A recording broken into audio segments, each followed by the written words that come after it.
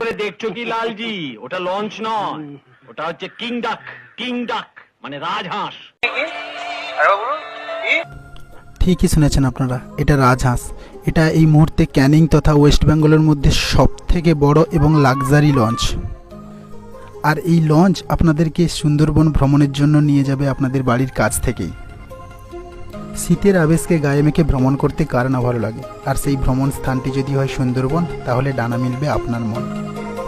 কুয়াশাচ্ছন্ন বন্য প্রকৃতির রূপ ও বন্য জীবজন্তু, আর তার সঙ্গে যদি থাকে বাঙালি খাওয়া দাওয়া, বাঙালি ভুরিভোজ, তাহলে তো আর কোনো কথাই হয় না।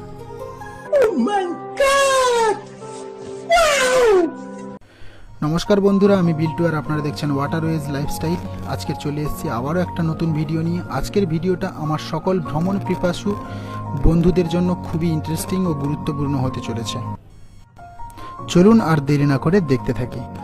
সুন্দরবন ভ্রমণ মানে মানুষের মাথায় আগে একটাই স্টেশনের নাম আসতো, সেটা হলো ক্যানিং স্টেশন। কিন্তু এখন আর সেটা নয়। Makali travels and tourist launch proprietor Dipak Kumar Jana আপনাদের সামনে নিয়ে এলো সেই সুবর্ণ সুযোগ। আপনাদের বাড়ি যদি কলকাতার যে কোনো প্রান্তে কিংবা গেঁওখালি, হলদিয়া, ডায়মন্ড, নামখানা যেখানেই হোক না কেন, আপনি সেখানেই লঞ্চ বুক করতে পারেন কিংবা আমাদের প্যাকেজ ট্যুরের সুবিধা নিতে পারেন। আর সেই সুবিধা নেওয়ার জন্য আপনাদের কি করতে হবে? আমাদের হলদিয়াতে এবং নামখানাতে অফিস আছে, আপনারা সেই অফিসে যোগাযোগ করতে পারেন, কিংবা আমার ডিসক্রিপশান বক্সে আমি মালিকের কিংবা ম্যানেজারের নম্বর দিয়ে দেবো, আপনি সরাসরি সেখানে যোগাযোগ করতে পারবেন। তো কিছুই বুঝতাম পারতেছি না। বুঝবা না। চলুন আর বেশি কথা না বাড়িয়ে এবার একটু পুরো লঞ্চটা দেখে নেওয়া যাক। দেখতেই পাচ্ছেন লঞ্চে কত বড় স্পেস রয়েছে, একটা বেসিন রয়েছে হাত মুখ ধোয়ার জন্য, এবং সাইডেও কত বড় স্পেস রয়েছে। এখানে আপনারা সবাই মিলে আরামসে ওপরে বসেই সুন্দরবন ভ্রমণ করতে পারবেন। আর খাওয়া দাওয়ার জন্য দুই সাইডে টেবিলের সিস্টেম করা রয়েছে। চলুন, ওপরটা তো দেখা হয়ে গেল, এবার আমরা একটু নিচের দিকে যাই। নিচের দিকে প্রথমে ঢোকার সামনেই পেয়ে যাবেন তিনখানা বাথরুম আর একটা চেঞ্জ রুম, আর পেছনে রয়েছে আরও একখানা বাথরুম। এই তিনটে বাথরুমের মধ্যে আপনারা পেয়ে যাবেন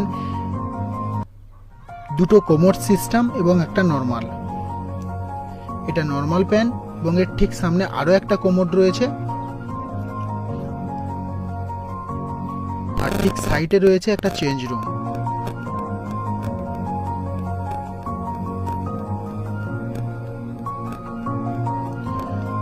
চলুন এবার ভেতরের দিকে যাওয়া যাক।